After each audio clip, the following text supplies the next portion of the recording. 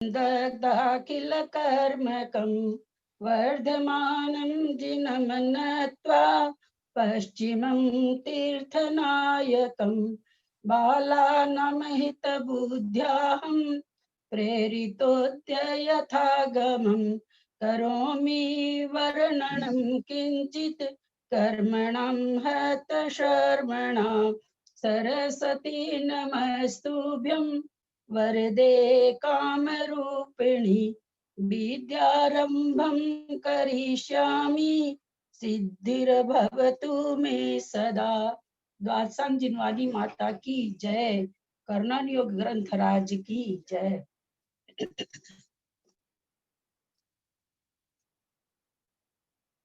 आज एक लब्धि सार की बहुत अच्छी बात जानने को मिली है, हम लोगों के लायक बहुत उपयोगी है। क्या है, पढ़ के सुनाते हैं फिर हम लोग समझते हैं। पूर्व पर्याय में हम लोग की बहुत काम की है। पूर्व पर्याय में धार्मिक अनुष्ठानों की असफलता ही वर्तमान पर्याय में जाति स्मरण का कारण है। पूर्व पर्याय में धार्मिक अनुष्ठानों की असफलता ही वर्तमान पर्याय में जाति स्मरण का कारण है। लब्धि सार ग्रंथराज बहुत ऊंचा ग्रंथ है, कर्मकांड जीवकांड से बहुत ऊंचा। शायद पढ़ने को कभी हाथ में लूंगी तो 10% भी समझ में आएगा कि नहीं मुझे नहीं पता है। क्या कहना चाह रहे हैं आचार्य इसमें कि जैसे हम लोग के सबके मन में रहता है ना, भाई हम तो 2 घंटा तक बैठ करके सामायिक नहीं कर पाते हैं, कमर में दर्द है, पैर में दर्द है। किसी के मन में ये रहता है मैं बड़े बड़े विधान नहीं करा पाती हूँ। किसी के मन में और कुछ रहता है कि भाई हम बहुत जगह चौका वगैरह नहीं लगा सकते हैं। किसी के रहता है मैं तीर्थों का बहुत दर्शन नहीं कर पाती हूँ। इस तरह से हर एक की कोई न कोई लालसा है। तो यहाँ क्या कह रहे हैं, पूर्व पर्याय में धार्मिक अनुष्ठानों की असफलता करना चाह रहे हैं बहुत मन से, और ऐसी मजबूरियां हैं कि हम कर नहीं पाते हैं। इसको कहा जाता है धार्मिक अनुष्ठानों की असफलता, कि हम चाह के भी नहीं कर पा रहे हैं, जो भी मजबूरी हो। कहते हैं दूसरी पर्याय में जातीय स्मरण खोजा गया कि जातीय स्मरण क्यों होता है, किस कारण से होता है। उसका कारण आचार्य बताए कि फिर वो वही संस्कार लेके दूसरी पर्याय में जाता है, वहां उसको वही आकुलता बनी रहती है कि क्या कारण है मुझे कुछ नहीं मिल पा रहा है। जो भी उसको जैसी भी आकुलता होती है उससे उसको जातीय स्मरण हो जाता है कि मेरे पूर्व पर्याय में भी ये कारण था, और वह जातीय स्मरण उसको सम्यक दर्शन की उत्पत्ति करा देता है। इतनी बढ़िया बात मिली है पढ़ने के। जो मिला, जो चाहिए था वो नहीं मिला, तो अंतर मन की वेदना होती है। तो विफलता का कारण विफलता के कारण से जातीय स्मरण होता है, और तो वह सम्यक दर्शन का कारण बन जाता है। हम लोगों के सबके किसी न किसी चीज की मन में रहती है कि हम ये नहीं कर पा रहे हैं, हम ये नहीं कर पा रहे हैं। शायद हम लोग का ये संस्कार अगले भाव में हम लोग को जातीय स्मरण कराए और सम्यक दर्शन की उत्पत्ति में कारण बन जाए। कि मैं नहीं कही हूँ, आचार्य कह रहे हैं। मुझे ये बात आज बहुत अच्छी लगी, तो मैं कि आप लोग को बताऊं। इस प्रकरण को फिर से समझाना है, जैसा कि किसी किसी की खबर भी है, वैसे भी इतना कड़ा है तो समझ में नहीं आता है। वर्ग, वर्गणा आदि की संख्या और वर्ग, इसमें जो हम लोग वर्ग कहते हैं, सबसे पहले हम योग समझते हैं। योग किसको कहते हैं, किसी किसी की खबर है कि योग भी हम लोग को समझ में नहीं आया। आत्मा की जो जितने प्रदेश हैं उसमें स्पंदन, हम स्पंदन की जो योग्यता होती है उससे योग होता है। योग आज अगर आत्मा निकल जाए जहाँ किसी भी पार्ट से, वहां उस जगह से परिस्पंदन नहीं हो पाता है, तो योग नहीं हो पाता। योग का मतलब आत्मा के प्रदेशों में परिस्पंदन होना, इसी को योग कहते हैं। वो योग शक्ति, यूं तो आत्मा असंख्या, हम सभी जानते हैं असंख्यात प्रदेशी है, और सभी प्रदेशों में योग की शक्ति एक बराबर है। कम बेसी नहीं है, पर कहीं आत्म प्रदेश सभी जगह आते जाते रहते हैं। तो जिस अंग का परिस्पंद, जिस अंग से जहाँ पर आत्मा के प्रदेशों में परिस्पंदन नहीं पाया जाता है, वहां आत्मा के प्रदेशों में उस समय उसका जघन्य योग कहा जाता है। क्यों कहा गया? कि वो कम परिस्पंदन कम कर रहा है। योग किसको कहा गया? आत्मा के प्रदेशों का परिस्पंदन होना ही योग है। तो वहां के प्रदेश आत्मा आत्मा की जो प्रदेश है, जैसे हम लोगों ने मोटे रूप में समझा था, कान है या अपने पीठ के हैं, अथवा गाल के हैं, अथवा थाई वगैरह के हैं, हिप्स वगैरह के प्रदेश हैं, ये बहुत कम इनमें परिस्पंदन होता है। तो इसमें ये बताया गया है इस योग स्थान में सबसे पहले कि जैसे मान लीजिए असंख्यात परदेशी जो आत्मा है, तो उसमें सबसे कम जिसमें शक्ति हो योग की, वो कितने प्रदेश हैं, ये बताया गया है कि वो कितने प्रदेश हैं। जैसे हम लोग उस दिन समझे थे कि भाई गाय का दूध, बकरी का दूध, भैंस का दूध अगर हम लोग तीनों लें, तो अगर कोई पूछे भाई सबसे चिकनाई किसमें कम है, घी सबसे कम किसमें निकलेगा, तो हम लोग जानते हैं, नहीं जाने तो एक एक किलो दूध लेके निकालेंगे, उसकी तारतम्यता को नापेंगे तो कहेंगे बकरी के दूध में सबसे कम चिकनाई है।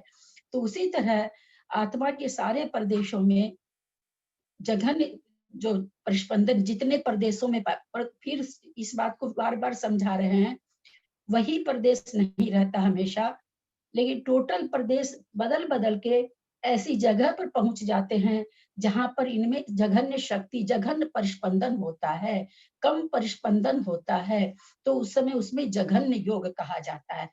तो ये निश्चित है। आत्मा के प्रदेश कितने? असंख्यात लोक प्रमाण है।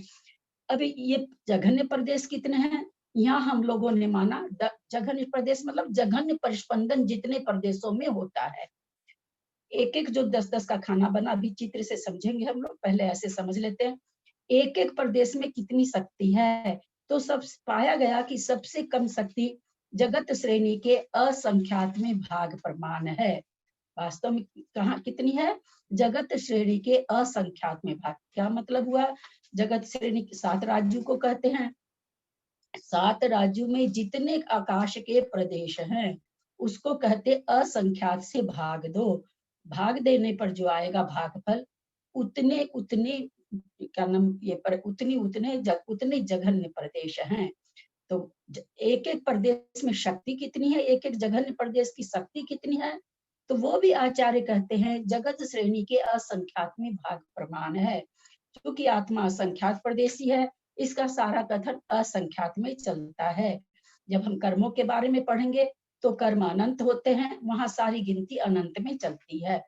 तो यहाँ पर ये सब जब देखा, केवल ज्ञान में ये झलका कि भाई जगत श्रेणी के असंख्यात से भाग दे के जितने भागफल आता है, आत्मा के सर्व प्रदेशों में इतने इतने प्रदेश में कभी आत्मा के असंख्यात प्रदेश के किसी भी प्रदेश में, इतने प्रदेश में एक समय में जघन्य शक्ति, जघन्य योग शक्ति पाई जाती है। उसकी सत्यांश, उसके सत्यांश को नाप रहे हैं। जैसे हम नापते हैं ना भाई, बकरी के दूध में 200 ग्राम घी निकला, गाय के दूध में 250 निकला, भैंस के दूध में 300 निकला, ये क्या सत्यांश हुआ? एक एक दूसरे से ऐसे बढ़ते हुआ सत्यांश हुआ। यद्यपि सारे सारे आत्म प्रदेश मिलजुल के रहते हुए ऐसा कुछ नहीं है कि जघन्य प्रदेश सब वो झुंड बना के एक जगह रहता है, उससे उत्कृष्ट वाला एक जगह रहता है। सारे प्रदेश कहीं भी, सभी जगह पूरी आत्मा के प्रदेश में वे भी कहीं पाए जाते हैं, वे भी कहीं पाए जाते हैं। जैसे हम लोग बकरी का दूध 1 किलो लिए, गाय का दूध 1 किलो लिए, भैंस का दूध 1 किलो लिए, तीनों को एक बाल्टी में मिला के रख दिए, तो क्या ऐसा होगा क्या कि बकरी का दूध तो नीचे रह जाए, फिर बीच में गाय का दूध रह जाए, फिर ऊपर में भैंस का दूध रह जाए? ऐसा तो नहीं होगा। तीनों दूध आपस में एकदम मिल जाएंगे। तो ठीक आत्मा के प्रदेश भी उसी तरह सारे मिले जुले हुए हैं। ऐसा कोई उनका जगह नहीं बना हुआ कि यहाँ पर वही प्रदेश रहेंगे, जहाँ पर जघन्य सत्यांश के प्रदेश हैं, वहीं पर उत्कृष्ट आत्मा के उत्कृष्ट सत्यांश वाले भी प्रदेश हैं। तीनों दूध जहां जहां अपनी अपनी शक्ति के साथ, सब पूरे 3 लीटर दूध में तीनों तरह का दूध अपने अपने यदि तीनों एक साथ रहते हुए भी किसी का भी अस्तित्व नहीं कम हुआ है, या अस्तित्व खत्म नहीं हुआ है। अपने अपनी चिकनाई के साथ वो सारे के सारे दूर जहां भी हैं वहां पर अपनी चिकनाई के साथ वो बैठे हुए हैं। तो उसी तरह से आत्मा के परदेश कहीं भी पूरे शरीर में रहते हैं, वो अपने सत्यांश के साथ रहते हैं। सत्यांश प्रकट कितना होता है, सत्यांश सब में बराबर है, लेकिन सत्यांश प्रकट कितना होता है, उसको कहा गया जघन्य योग शक्ति। उसमें कितनी उस समय जो आत्मा का प्रदेश, अभी मान लीजिए जहां कान पर जो प्रदेश अभी, उसमें कितनी योग शक्ति है, कितना परिस्पंदन करने की ताकत है, कितना कंपन करने की ताकत है, वो कितनी जोर से कंपन कर सकता है। इसको कहा गया योग शक्ति, योग की शक्ति। तो वो पाया गया कि सबसे जघन्य शक्ति वाले प्रदेश कितने हैं आत्मा में, पूरी आत्मा में, अपने पूरे शरीर में नहीं, असंख्यात प्रदेशी आत्मा में। तो पाया गया जगत श्रेणी के असंख्यात में भाग प्रमाण है इतने। फिर खोजा गया भाई उसके बाद क्या है, उसके बाद सीधे उत्कृष्ट है क्या। तो जब हम किसी चीज की तुलना करते हैं तो धीरे धीरे बढ़ते हैं, तो पाया गया कि आत्मा का जो सबसे सत्यांश वाला कम प्रदेश था, उससे दो विभाग, दो थोड़ा सा बढ़ा हुआ जो सबसे नजदीक वाला था, उन दोनों के बीच में और कोई प्रदेश नहीं है। सत्यांश के हिसाब से आत्मा का प्रदेश और कोई ऐसा प्रदेश नहीं है जो उन दोनों के बीच में कहा जाए कि इसकी शक्ति कम है अथवा ज्यादा है। तो वैसा कर्म परमाणु में एक एक परमाणु की व्याख्या बढ़ती है। आत्मा के प्रदेशों को जब पाया गया, वो दो केवल ज्ञान में, हमारे आपके ज्ञान में नहीं, वो दो सत्यांश लेकर के बढ़े हुए पाए गए। तो इस तरह से 10-10 के पहले सारे आचार केवल ज्ञान में झलक गया कि इतने प्रदेश हैं। फिर उसको 10 अपनी भाषा में, वहां क्या है, अविभाग पर जगत श्रेणी के असंख्यात में भाग परमाणु, उसमें शक्ति है। उसमें भी इतनी शक्ति है जो जघन्य है, जो जघन्य परिस्पंदन करने वाला आत्मा का प्रदेश है, उसमें भी इतनी है। और जो उत्कृष्ट कंपन करने वाला आत्मा का प्रदेश है, उसमें भी इतनी ही है। फिर इतना अंतर क्यों है? अंतर इसलिए है, असंख्यात के बहुत भेद हैं। शुरू वाला जघन्य सत्यांश, जघन्य जहां कह रहे हैं वहां जघन्य सत्यांश है, जघन्य असंख्यात शक्ति है उसमें। और जो उत्कृष्ट कर रहे हैं उसमें बड़ा असंख्यात लिया जाता है सब सारी चीज, टोटल चीज इसमें असंख्यात से चलेगी, चाहे वो अभिभाग प्रतिच्छेद हो, जघन्य वर्गना हो, उत्कृष्ट वर्ग ना हो, जघन्य स्पर्धक हो, कुछ भी हो, सब में असंख्यात का ही वर्णन चलता है। इसके पहले एक चीज और हम लोग जान ले, फिर खड़े होके वापस नक्शे में चलते हैं। हम लोगों को बहुत बार ये मन में आता है कि तीनों योग तो होता है, आचार्य कहते हैं एक बार एक योग होता है। एक कर्मकांड जी का एक वाक्य है, उसको लेके हम लोग आपस में, और भी विद्वान लोग, हम लोग बहुत ऊहापोह में पड़े हुए थे। आज वो समझ में आया कि कैसे वो घट रहा है। उसमें लिखा हुआ था, 9वें गुण स्थान में मोहनीय के 5 प्रकृति को बंद करने वाला उत्कृष्ट योग का धारक होता है। या 9वें गुण स्थान में आप उत्कृष्ट योग किसको करा रहे हैं, कैसे होगा? वो तो स्वसंवेदन में लीन है। एकदम लग रहा था प्रिंट गलत, समझ में आ रहा था प्रिंट गलत है नहीं।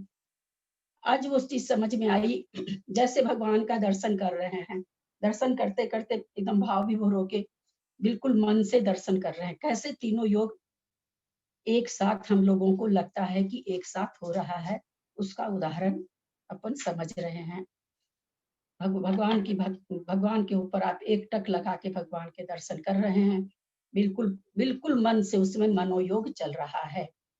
हम मुंह से स्तुति पढ़ने लगे, स्तुति पढ़े और स्तुति पढ़ते समय उस समय वचन योग हुआ।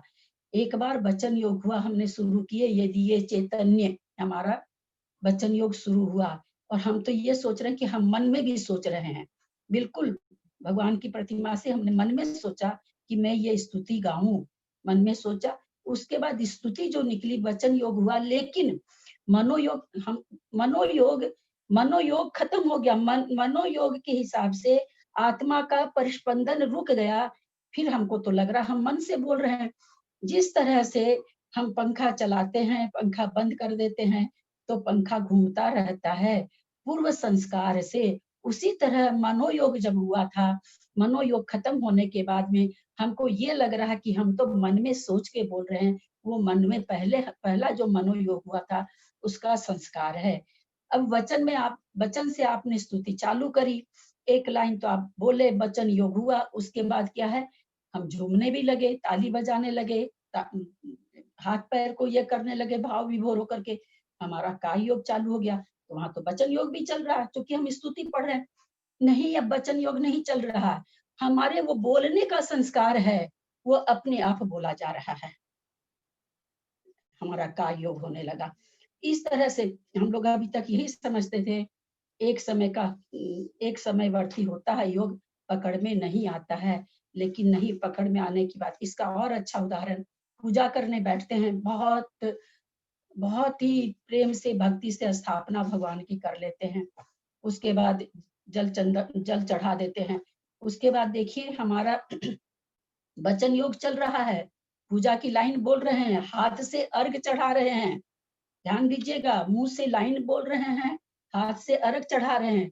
अचानक हमारा ध्यान जाता है कि हम तो जयमाला की लाइन बोल रहे हैं, अरे हमने सारे अर्घ चढ़ाए कि नहीं? क्या आता है मन में, हमने सारे अर्घ, ऐसे बहुत बार होता है, मेरे साथ तो होता है और सभी के साथ होता होगा, सारी पूजा नहीं तो 2-4 अर्घ के बाद ध्यान आता होगा कि अरे चढ़ाए कि नहीं अर्घ मैंने। उस समय न वचन योग है, न काय योग है, मनोयोग है। बात पकड़ना चाह रहे हैं? बात समझ में आ रही है? जहां आपका उपयोग ठहरा हुआ है वही योग है। किसी को बहुत डांस नृत्य, भगवान के सामने कोई नृत्य कर रहा है और कोई बैठ करके पूजा कर रहा है या कोई ध्यान लगा रखा है, आचार्य कहते इससे ये नहीं समझ लेना चाहिए कि जो ध्यान लगा रहा है उसका तो काय योग नहीं हो रहा है, और जो नृत्य कर रहा भगवान के सामने उसका काय योग ज्यादा हो रहा है अथवा उसका काय योग हो रहा है। ऐसा नहीं है। अगर ऐसा होता तो 9वें गुण स्थान में उत्कृष्ट योग नहीं बताया जाता। क्यों हो रहा वहां उत्कृष्ट योग? अंदर ही अंदर अंतर्द्वंद चल रहा है, प्रकृतियों का क्षय हो रहा है, अंदर ही अंदर कहाँ पता चल रहा उनके अंदर।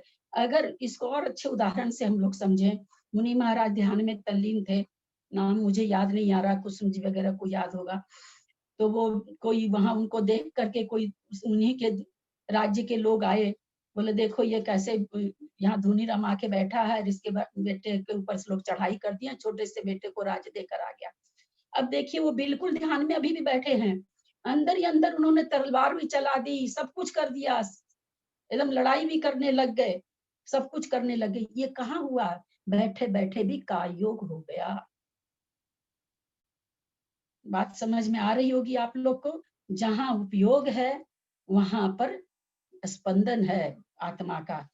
काय योग करते हुए भी अगर हमारे काय योग कोई भी तरह का कार्य हम कर रहे हैं, हमारा उसमें अगर उपयोग नहीं है, तो तत्संबंधी आत्मा के प्रदेशों में परिस्पंदन आचार्य कहते हैं नहीं है। हम लोग को ये बहुत बार लगता है कि तीनों योग चलता है, तीनों योग चलता है, एक समयवर्ती, अभी तक यही सुनते आए स्वाध्याय में, भाई एक समयवर्ती होता है इसलिए पकड़, वो तो बात है ही है, एक समयवर्ती तो होता ही है, लेकिन फिर भी तीनों योग जो हमको लगता है, तीनों योग एक साथ सच में घट रहे हैं, एक दूसरे के संस्कार रूप से चलते आ रहे हैं। हमको हमको जब यदि ने चैतन्य बोलते हैं तो एक बार मैंने स्तुति शुरू की मन में लाके कि महावीर भगवान की स्तुति करूं, बस वो उस समय जो उसके बाद वचन से जितनी भी लाइनें बोली गई है वो संस्कार बस बोली गई है, उसमें वचन योग लगा हो कोई जरूरी नहीं है। ये बात हम लोग को आज समझ में आई थी। सुबह के प्रवचन में एक क्लास हम अटेंड कर रहे हैं, उसमें हम आज या कल की बात शायद है, मुझे बहुत अच्छा लगा। मेरी अपनी शंका भी कर्मकांड जी की काफी मतलब लाइन एकदम घेर के रख रखे थे कि ये कैसे घटाएं आचार्य, मुझे समझ में नहीं आ रहा, बहुत अच्छा लगा। अब दूसरी चीज हम लोग इसमें वैसे तो बहुत, ये जितनी भी चीज आप समझे हम लोग, ये जिसको कहते हैं ना बहुत स्थूल रूप से, है ना, बहुत स्थूल कथन है इसमें, तो बहुत सारी चीज है, थोड़ा बहुत मन है समझाने का, ज्यादा समझाने से तो बहुत भारी हो जाएगा। सबको जीव समास तो मालूम ही होगा, हनी जीव समास याद है कि 14 जीव समास? हनी? हाँ आंटी। 14 जीव समास याद है? आंटी याद नहीं है। 14 जीव समास तो याद रखना चाहिए, वैसी तो 93 वगैरह तो नहीं याद रहता है। किसको याद है? कौन बोलेंगे 14 जीव समास? मेरे को याद है। बोलिए मेरे को बोलिए बोलिए, मैं जिनको बोलूं नहीं ललिता जी? मैं बोलूं क्या? मैं बोलूं। एक इंद्री के दो, और दो इंद्री, तीन इंद्री, चार इंद्री, पंच इंद्री के दो, पर्याप्त और अपर्याप्त, 14 जीव समास। एक बात कहूँ, आप लोग को बोलने की हड़बड़ में जितना बढ़िया बोलना चाहिए वैसा नहीं बोल पाते हैं, नहीं, है ना? एक इंद्रिय एकदम दो प्रकार के, एक दो प्रकार के, और और दो दूसरी इंद्रिय, चीज, तीन इंद्रिय, चार इंद्रिय। एक मिनट, एक तो मैं जब बोलूं तब प्लीज सब चुप रहा कीजिए, क्योंकि मेरी आवाज बहुत धीमी है, एकदम नहीं मेरी आवाज पहुंचती है। किसी भी चीज को बताने के लिए पेशेंस से बताइए ना, इतना हड़बड़ करके क्यों बताते हैं कि किसी को समझ में नहीं आया। जैसे अभी मैंने हनी को पूछा, अब हनी से मैं दोबारा पूछती हूँ, हनी तुमको समझ में आ गया क्या? नहीं आंटी। अब बताइए क्या फायदा हुआ, समय की बर्बादी हुई ना? मैं बताऊं ललिता जी? क्षमा चाहती हूँ। बहुत धीरे धीरे ऐसे समझिए कि आप पढ़ा रहे हैं। एकेंद्रिय जीव के दो भेद, सूक्ष्म और बादर। दो इंद्रिय, तीन इंद्रिय, चार इंद्रिय, पंचेंद्रिय, सेनी असेनी, ये 7 प्रकार के जीव पर्याप्त और अपर्याप्त होते हैं। इस अपेक्षा से 14 जीव समास होते हैं। इसको और बढ़िया से बोलना था। एक इंद्रिय दो भेद, बादर एक इंद्रिय, सूक्ष्म एक इंद्रिय, दो इंद्रिय, तीन इंद्रिय, चार इंद्रिय, पांच इंद्रिय सैनी और पांच इंद्रिय असैनी, फिर इन सबके पर्याप्तक, यानी एक इंद्रिय पर्याप्तक, दो इंद्रिय पर्याप्तक और सबके अपर्याप्तक। इस तरह से 14 जीव समास होते हैं। हम लोगों ने ये जाना है। योग कितने, 15 योग वाली बात नहीं चल रही है, अब उस योग को भूल जाइए।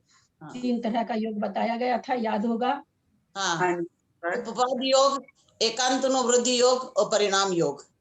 हाँ, तो 14 तरह का जो जीव समास बताया गया, 14 जीव समास में 3 तरह का उपयोग होगा। बहुत हल्की चीज बता रहे हैं, लेकिन थोड़ा सा ध्यान तो देना ही पड़ेगा। तीनों तरह का होगा सभी जीव का, क्योंकि सभी जीवों का उत्पाद भी होता है, सभी जीव पर्याप्ति पूर्ण भी करते हैं, सभी को परिणाम योग भी होता है, हम लोग जान गए हैं। तो 14 तिया 42, और इन 42 का उत्कृष्ट भी और जघन्य भी। 42 उपयोग में उत्कृष्ट भी घटेगा, जघन्य भी, तो कितने हो गए? 84। इस तरह से योग स्थान कितने हो जाते हैं जीव की अपेक्षा? 84 तरह के। ये कहाँ काम आते हैं? ये अल्प बहुत निकालने के काम आते हैं। इन 84 स्थान में जो योग स्थान ये जो हो रहे हैं, जो हम लोगों ने पढ़ा, ये कितने हैं? तो जगत श्रेणी के असंख्यात, ये टोटल योग स्थान कितने हैं? तो बोलते हैं जगत श्रेणी के असंख्यात में भाग प्रमाण। वही आ गया, श्रेणी मतलब जगत श्रेणी मत श्रेणी, जब भी जहां भी श्रेणी आएगा वहां 7 राजू समझेंगे। जहां भी श्रेणी शब्द आए, जगत प्रतर आएगा तो श्रेणी इंटू श्रेणी समझेंगे। जगत घन जगत अथवा लोक आए तो श्रेणी इंटू श्रेणी इंटू श्रेणी, यानी 3 बार श्रेणी का मल्टीप्लाई।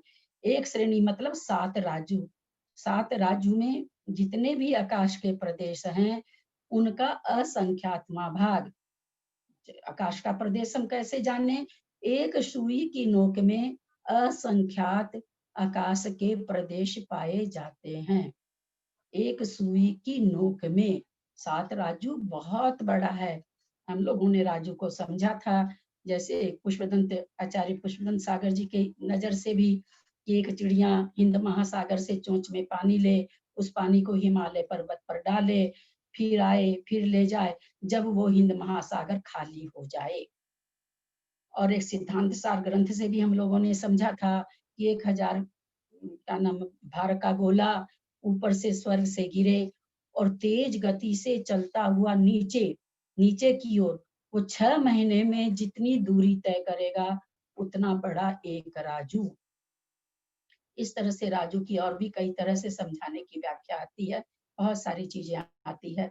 देव के बारे में भी आती कि एक देव अगर ऐसे चले, वो मुझे याद नहीं है। तो समझने कहने का मतलब कि राजू बहुत बड़ा है, वैसा 7 राजू, उसको असंख्यात से भाग देंगे तो असंख्यात ही आएगा। और वो 7 राज्यों में जितने प्रदेश हैं वो अनंत प्रदेश नहीं है, क्योंकि हमारा आकाश भी जो लोकाकाश है वो कितने प्रदेशी है, वो भी असंख्यात प्रदेशी है। तो इसलिए उसमें अनंत प्रदेश नहीं आएंगे। हमारा लोकाकाश भी असंख्यात प्रदेशी है, हमारी आत्मा भी असंख्यात प्रदेशी है। तो ये सारे कथन असंख्यात में चल रहे हैं। तो इस तरह से वो जो योग, अब ये योग स्थान दूसरी चीज है। ये योग स्थान है कि इसमें आत्मा के प्रदेशों की शक्ति के बारे में बताया जा रहा है कि शक्ति कितनी तरह से होती है, कैसे स्पर्धक बनता है, कैसे वर्ग बनता है, कैसे वर्गना बनती है। एक बार योग पुनः समझाते हैं, क्योंकि कुछ लोगों को योग समझ में नहीं आया था। आत्मा के प्रदेशों में जो परिस्पंदन होने की शक्ति को योग कहते हैं। यानी आत्मा का प्रदेश कितनी जोर से कंपन करते हैं, कितनी उनमें कंपन शक्ति कितनी है। जैसे एक उदाहरण में हमने कहा था कि एक लोहे अलगनी अपने यहाँ, पहले अब तो नहीं रहती है, पहले लोहे की तार की अलगनी हम लोग के यहाँ रहती थी मिल में। तो पतला वाला तार को हल्के से उंगली से भी छू लेते थे तो इतनी जोर उसमें झंझनाहट होती थी, मोटे तार को मुक्का मारने से भी वो हिलता ही नहीं था। ठीक है, तो इसको कहते हैं कंपन शक्ति। जितनी बार जितनी जोर से कंपन करे उतना कंपन शक्ति कहा जाता है। तो यहाँ पर जघन्य का मतलब उस आत्मा के प्रदेशों जघन्य कंपन शक्ति है, तो जघन्य योग का धारक है। वो जघन्य योग कर पाएगा। जिसमें उत्कृष्ट शक्ति है वो उत्कृष्ट योग कर पाएगा। हम समझते हैं योग सबको समझ में आया होगा। अब थोड़ा सा चित्र से पुनः समझाते हैं। हनी, हाँ आंटी, हनी, हाँ थोड़ा अंकल का भी सेट करना है क्या? हाँ हाँ थोड़ा सेट करवाओ। हाँ, ये 10-10 क्या लिए हैं आप? ये 10-10 कुछ नहीं है। आत्मा के प्रदेश वहां पर कुछ भी नहीं है। यहाँ पर समझाने के लिए ये 10 मतलब सबसे कम शक्ति वाला आत्मा का प्रदेश। कितनी शक्ति है उसमें? तो 10 है। तो ऐसे हम लोगों ने जाना अभी कि कितने ऐसे 10 शक्ति का धारक, यानी उसकी कंपन शक्ति कितनी है, उसकी योग की शक्ति कितनी है, ऐसे कितने प्रदेश हैं। तो इसकी शक्ति कितनी है उन प्रदेशों की, तो बोलते हैं 10 शक्ति है।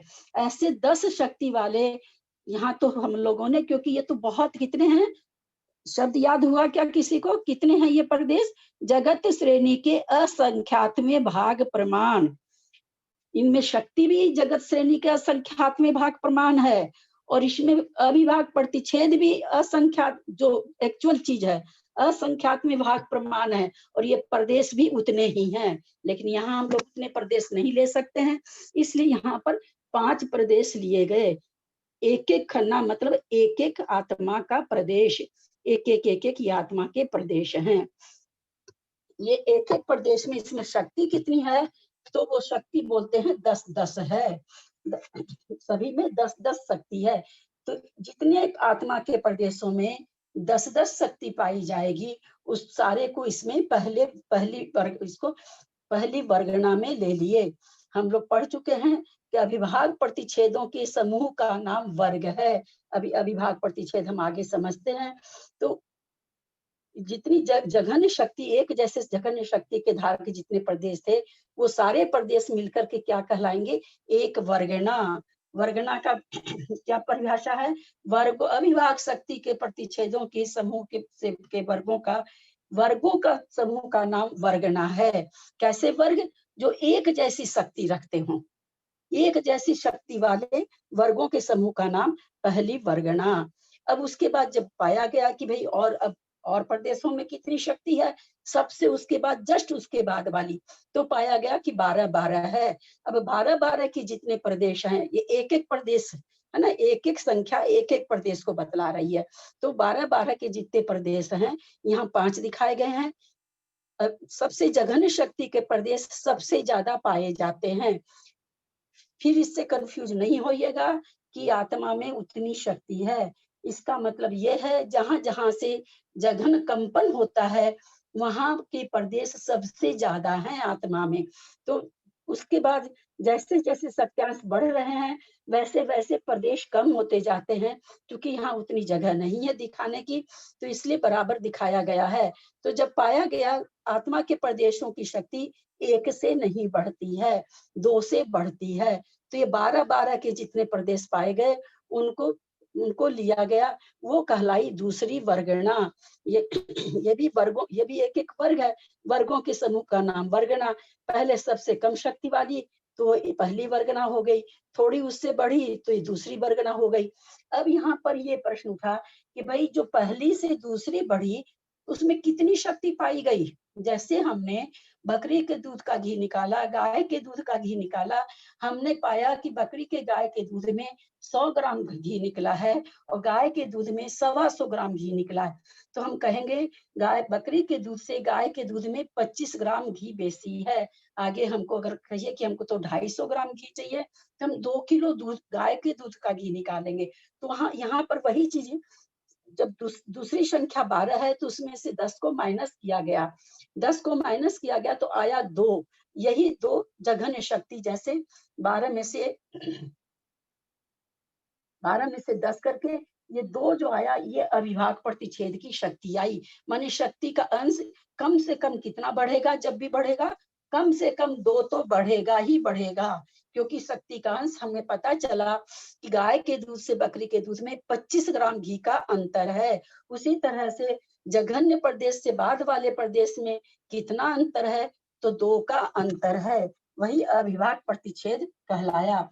तो अब 2-2 के अंतर से ये वर्गणा बनती चली गई। ये पहली वर्गणा, ये 12-12 होके दूसरी, फिर पाया गया कि 14, चूंकि हमने ये जान लिया था कि आत्मा के प्रदेशों में जो अंतर पड़ रहा है सत्यांश में, प्रदेशों में सत्यांश का जो अंतर पड़ रहा वो 2-2 है।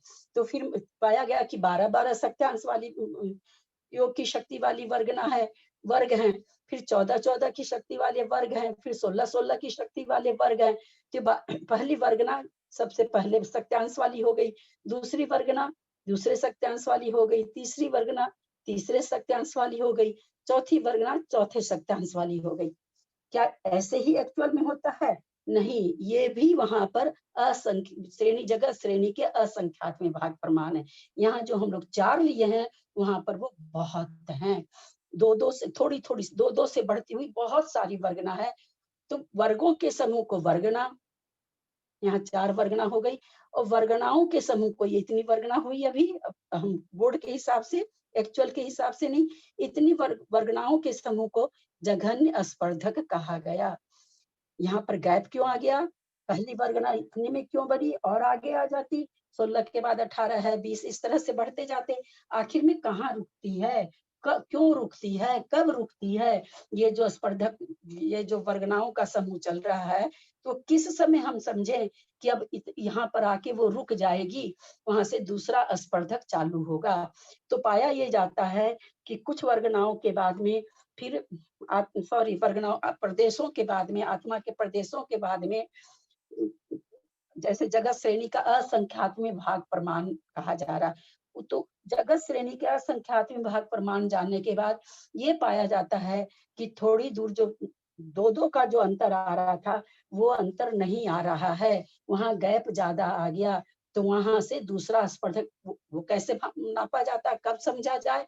तो कहते हैं कि जघन्य स्पर्धक की पहली वर्गणा का पहला वर्ग हम लोग जान रहे हैं 10 है, तो उससे दूना हो जाए तो समझ लेना चाहिए कि दूसरा स्पर्धक का पहली वर्गणा का पहला वर्ग हो गया। अब ये 20-20-20-20 ये फिर पहली वर्गणा हो जाएगी, 22-22-22 दूसरी वर्गणा, 24-24-24 तीसरी वर्गणा, 26-26-26 चौथी वर्गणा। फिर ये जघन्य स्पर्धक हो गया, ये दूसरा स्पर्धक हो गया। वर्ग के समूह को वर्गणा, वर्गणा के समूह को स्पर्धक। फिर 26 के बाद पाया जाता है कि फिर उसके बाद 28 वाली वर्गणा नहीं पाई जाती है। ये वास्तव में आत्मा के प्रदेशों में नहीं पाई जाती है। जगत श्रेणी के असंख्यात विभाग प्रमाण जब वर्गणाओं का हो जाता है तो उसके बाद कुछ गैप होता है, जहां ये पहली वाली शक्ति से जहाँ डबल होता है वहां पर दूसरा स्पर्धक, फिर यहाँ से 30 तिगुना होता है तो तीसरा स्पर्धक चालू होता है। इस तरह से करते करते 30 की जगह 40 आएगा, 40 की जगह 50 आएगा, 50 की जगह 60 आएगा, 70 आएगा, ऐसे 10 जहां तक बढ़ेगा 100 तक बढ़ेगा। 100 तक बढ़ेगा, वहां तक 10 स्पर्धक हो जाएंगे, क्योंकि हम लोग जान रहे हैं 10 से चालू करके एक स्पर्धक बन रहा है, तो 10 स्पर्धक जो बनेंगे वो 10 स्पर्धक एक मतलब बराबर की डिफरेंस से बन गए। अब जो 100 के बाद जो स्पर्धक आएगा, 100 के बाद जो वर्ग आएगा 101, वहां से फिर वर्ग के समूह को वर्गना, वर्गना के समूह को स्पर्धक, स्पर्धक के समूह को गुणहानी कहा गया। तो ये गुणहानी एक जैसी जब तक चल रही है, गुणहानी हम लोग समझे थे, प्रदेश तो कम होते जाते हैं। जैसे पहले जघन्य प्रदेश मान लीजिए 500 पाए जा रहे हैं, तो उसके बाद वाले प्रदेश 499 पाए जाएंगे, उसके बाद वाले प्रदेश 498 पाए जाएंगे, उसके बाद वाले प्रदेश 497 पाए जाएंगे। यद्यपि इनमें शक्त्यांश बढ़ रहा है ना, शक्त्यांश क्योंकि हम लोग जान गए थे कि दो अविभाग प्रतिच्छेद है, 2 को अविभाग प्रतिच्छेद कहा। अविभाग प्रतिच्छेद बढ़ रहा सब में, इसमें 5 था, इसमें 6 है, 2 से भाग दे रहे हैं, इसमें 7 है, इसमें 8 है।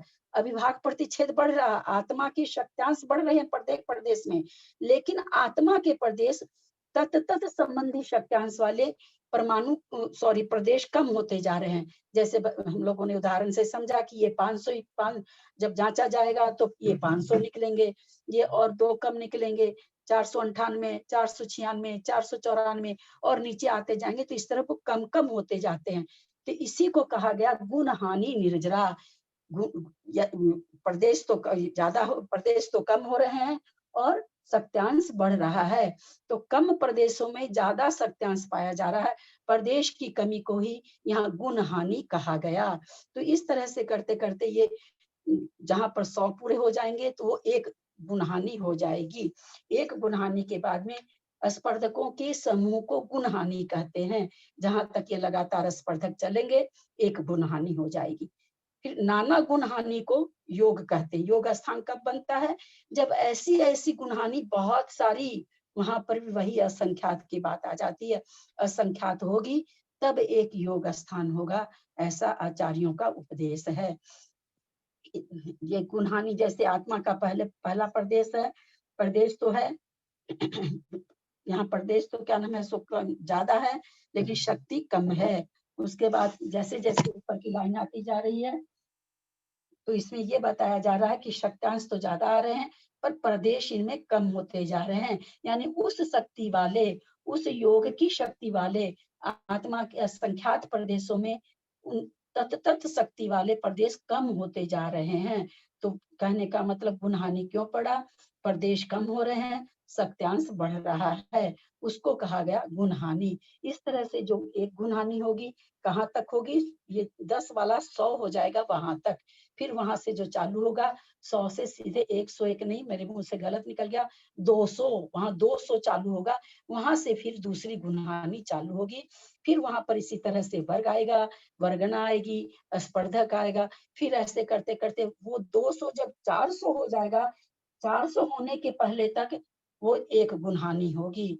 फिर 400 से चालू होकर के जाएगा, गुणहानि चलती रहेगी, फिर जहां 800 हो जाएगा वहां पर चौथी गुणहानि होगी। इस तरह से बढ़ते बढ़ते गुणहानियां बढ़ती है, कहाँ तक?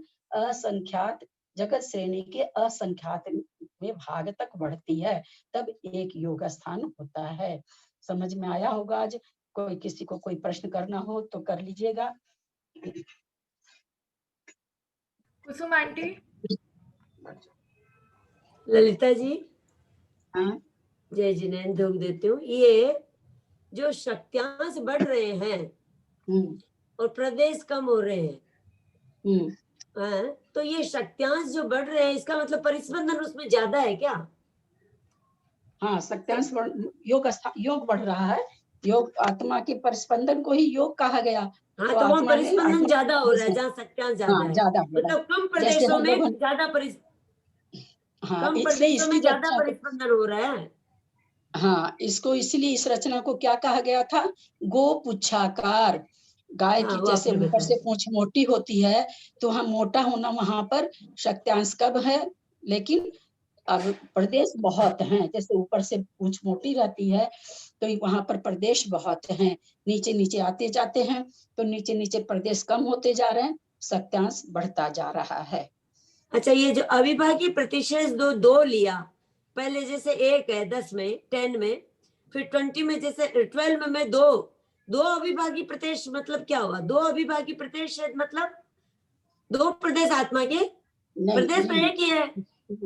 जैसे शक्ति है, कोई जैसे आप एक बाल्टी में दूध लेंगे, एक बाल्टी में 1 किलो दूध हटता है, एक बाल्टी और है, आप कोई कहे भाई लाना हमको तो 3 किलो दूध लाना, नहीं भैया इसमें तो 2 किलो आता है।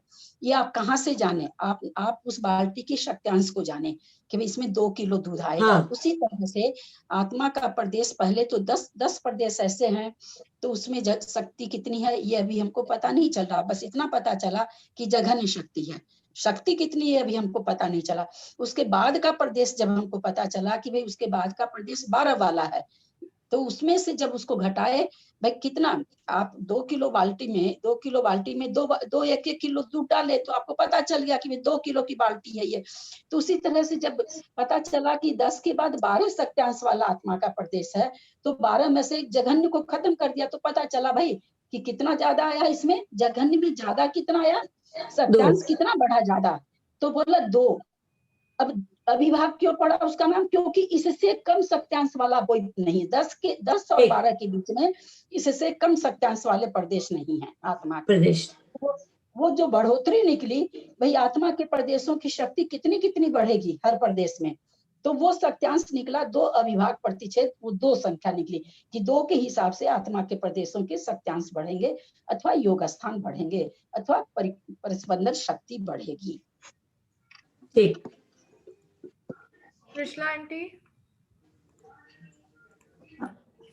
एक मिनट भाभी, मुझे ये पूछना था कि जैसे जो आपने बताया था ना भाग प्रतिशत, जैसे पहले में 98, फिर 97 2 से भाग करा, वो मुझे समझ में नहीं आया जो आपने बताया। बात कह रहे हैं ना कि जगह, ये हटाइए ना जरा सा। नहीं, जैसे 98 का, हाँ, मैं समझ गई। जैसे बार बार ये कह रहे हैं ना कि भाई 10 शक्त्यांश वाले, जघन्य शक्त्यांश है ना, 10 तो अपने समझने के लिए रखा गया, वो समझ आ गया। जघन्य शक्ति, हाँ, जघन्य शक्ति के आत्मा के प्रदेश कितने पाए जाएंगे? तो ये कहा जा रहा है कि शक्त्यांश जहाँ सबसे अधिक प्रदेश आत्मा के असंख्यात प्रदेश में जघन्य शक्ति के प्रदेश कितने पाए जाएंगे? तो सबसे ज्यादा। हाँ, तो उसको हमने उस प्रदेश की संख्या मानी 500, कि 500 है ना, 500 प्रदेश हमारे ऐसे हैं आत्मा में जो जघन्य, जिनमें कंपन होता है या जघन्य योग शक्ति है। फिर उससे कह रहे हैं कि प्रति समय वो घटते जाएंगे प्रदेशों की संख्या, शक्त्यांश बढ़ रहा है, शक्त्यांश तो हो गया 6 है ना, और प्रदेश कितने हो गए? 500 की जगह 498। फिर शक्त्यांश और 2 और बढ़ गया, लेकिन प्रदेश कितने हो गए? 496। हाँ, अब समझ में आ गया। हाँ, इस तरह से प्रदेशों की इसी मतलब गुण हानि हम समझाना चाहे आप लोगों को कि इसको गुण हानि क्यों कह रहे हैं? जब शक्त्यांश बढ़ रहा है तो आप गुण हानि क्यों कहे इसको? तो आचार्य कहते हैं गुण हानि इसलिए कहा गया कि प्रदेशों की संख्या कम हो रही है, शक्त्यांश तो बढ़ रहा है, हाँ, प्रदेशों की संख्या कम हो रही है, वो हानि हो गया, और शक्ति बढ़ रही है, इसलिए गुण हो गया, इसलिए गुण हो गया। हाँ, ठीक है, thank you. Kiran aunty, Kiran aunty. हाँ ललिता जी, वो जगत श्रेणी का आप क्या डेफिनेशन बता रही थी, एक बार वापस बोलेंगे? हाँ भाभी, मैं बोल रही थी ना कि अपने तो यहाँ पर भाई 10 और 14 और 12 और 2 ऐसे मान रहे हैं, पर वास्तव में इसका उल्लेख कितना है? 10 जो जघन्य प्रदेश है वो भी जगत श्रेणी के असंख्यात में भाग है। अब असंख्यात तो सब समझ रहे हैं हम लोग कि भाई जो हम गिन नहीं सकते हैं, हम तो खैर संख्यात भी नहीं गिन सकते हैं, लेकिन जो भी कहिए कि मति ज्ञान श्रुति ज्ञान का जो विषय नहीं होता उसको असंख्यात कहते हैं। तो जगत श्रेणी को उस असंख्यात वाली संख्या से भाग देंगे, जो भागफल आएगा उतना ही तो अविभाग शक्ति है, अविभाग प्रतिच्छेदों की शक्ति है, उतना ही एक एक प्रदेशों में योग की शक्ति है, और उतने ही उतने वर्ग हैं एक एक वर्गना में, और उतनी उतनी स्पर्धक में भी वर्गना है, सब जगह वही वही लगेगा। अब जगत श्रेणी किसको कहते हैं? 7 राजू को जगत श्रेणी कहते हैं। 7 राजू नाप में 7 राजू को जगत श्रेणी कहते हैं। तो जगत श्रेणी 7 राजू जो कहते हैं, तो इसको हम कैसे समझे भाई? तो इसको समझने के लिए आचार्य कहते हैं, एक भाई 7 राजू कितना बड़ा होता है, उसमें कितने प्रदेश होते हैं, कितना कैसे आइडिया लगाएं? बोले एक सुई के नोक में असंख्यात प्रदेश है, तो आप इससे सोच लो कि 7 राजू में कितने प्रदेश होंगे। राजू कितना बड़ा होता है, इसका तरह तरह से उदाहरण आते हैं। जैसे 2 उदाहरण हमने अभी बोले, और भी बहुत तरह से उदाहरण। कहने का मतलब बहुत बड़ा है राजू। हम इसे जितने है ना, अपने एक राजू का तो मध्य लोक है, असंख्यात द्वीप समुद्र है, अदूने दूने व्यास को लिए हुए। सोचिए, असंख्यात द्वीप समुद्र है, संख्यात नहीं है, जो द्वीप समुद्र है। अब सोच सकते हैं राजू कितना बड़ा होता है। हम जानते हैं कि एक दूसरे से डबल डबल आकार का है, द्वीप से समुद्र, समुद्र से द्वीप, इस तरह से डबल डबल आकार के हैं। वैसे कितने हैं एक राजू में? तो बोलते असंख्यात हैं। तो इसी से समझिए राजू कितना बड़ा है। तो उतना बड़ा जगत श्रेणी में कितने प्रदेश होंगे, उन प्रदेशों को कहते हैं असंख्यात से भाग दीजिए। जो भागफल आता है वही तो अविभाग प्रतिच्छेद है। वैसा ही उतने ही आत्मा के जघन योग शक्ति वाले प्रदेश हैं, उतनी ही वर्ग हैं, उतनी ही वर्गना है। इस तरह का अपने लोग तो ये संख्या समझने के लिए छोटी छोटी संख्या से समझे हैं। वास्तव में संख्या कितनी है? तो जगत श्रेणी को असंख्यात से भाग दीजिए, उतने उतने हैं। ये है जगत श्रेणी। तो ये भी आपने बोला था ना कि हमारे शरीर में जो आत्म प्रदेश है वो भी जगत श्रेणी के असंख्यात में लोक प्रमाण है। नहीं नहीं नहीं नहीं, अपने हम ऐसे नहीं बोले भाई। हम सब कोई जानते लोकाकाश कितने प्रदेशी है? असंख्यात प्रदेशी है ना। आकाश, जो आकाश 2 तरह का, एक तो आकाश, लोकाकाश और अलोकाकाश मिलके उसको कहा गया आकाश। अलोकाकाश तो अनंत है। लोकाकाश कितना है? तो बोलते असंख्यात प्रदेशी है।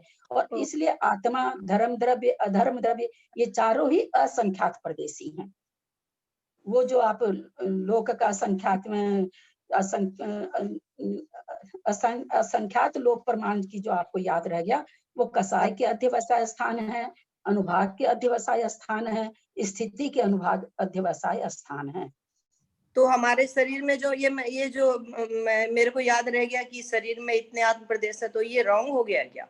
हाँ हाँ, ये तो रंग हो गया। असंख्यात प्रदेशी आत्मा सबकी, चींटी से लेकर के बाहुबली जी पर, छोटे बाहुबली तो 525 योजन के हैं। 1000 योजन का समूर्छन घड़ियाल है, वहां पर मगरमच्छ स्वयंभू रमन समुद्र में, उसके भी असंख्यात प्रदेशी आत्मा है।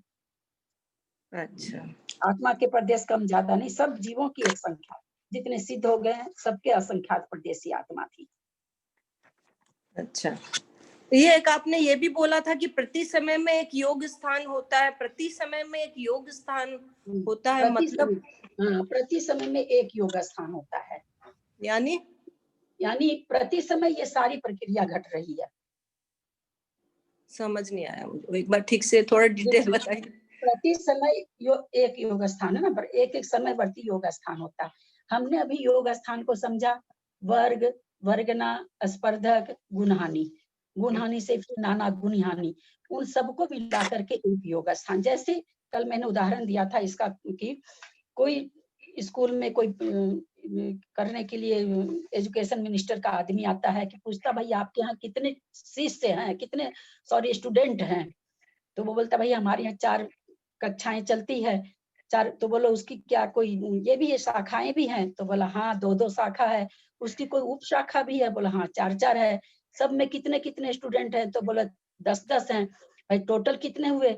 तो 4 को 2 से मल्टीप्लाई करेगा, फिर उसको 4 से मल्टीप्लाई करेगा, फिर 10 से मल्टीप्लाई करेगा, तो सारे स्टूडेंट कितने हो गए? वो सारे उतने हो गए। तो उसी तरह योग स्थान में क्या क्या होता है? तो बोला कि वर्ग होता है, अविभाग प्रतिच्छेद होता है, वर्ग होता है, वर्गना होती है, स्पर्धक होता है, गुणहानि होती है। इन सबको जब मल्टीप्लाई कर देंगे तो एक योग स्थान होगा। जैसे वो एक स्कूल में उतने स्टूडेंट हुए, उसी तरह से एक योग स्थान में इतने ये कार्य होते हैं। अच्छा, इतने हाँ हाँ हाँ, ठीक है, ठीक है ललिता। अच्छा, हाँ ललिता जी, हाँ जी बोलिए। तो एक आप पहले एक बनाए, एक ये स्पर्धक, उसके बाद जो खाली स्थान में आप बोले ना यहाँ कुछ नहीं, मतलब नहीं पाए जाते हैं, फिर मालूम पड़ता है कि उसके बाद दुगने सत्यांश वाले, तो इसका क्या मतलब हुआ? वो जगह जो खाली आप बोल रहे हैं जो, उसका क्या मतलब है? उसका मतलब कि उस इसके जैसे वर्गना कैसे बन रही है, वर्गना एक जैसे अविभाग प्रतिच्छेद के अंतर से बन रही है। अब यहाँ पर अंतर 18-18 आना चाहिए था, तो पाया गया कि एक समय के बाद में आत्मा के प्रदेशों में समान से बढ़ते हुए सत्यांश वाले आत्मा के प्रदेश नहीं पाए जा रहे हैं।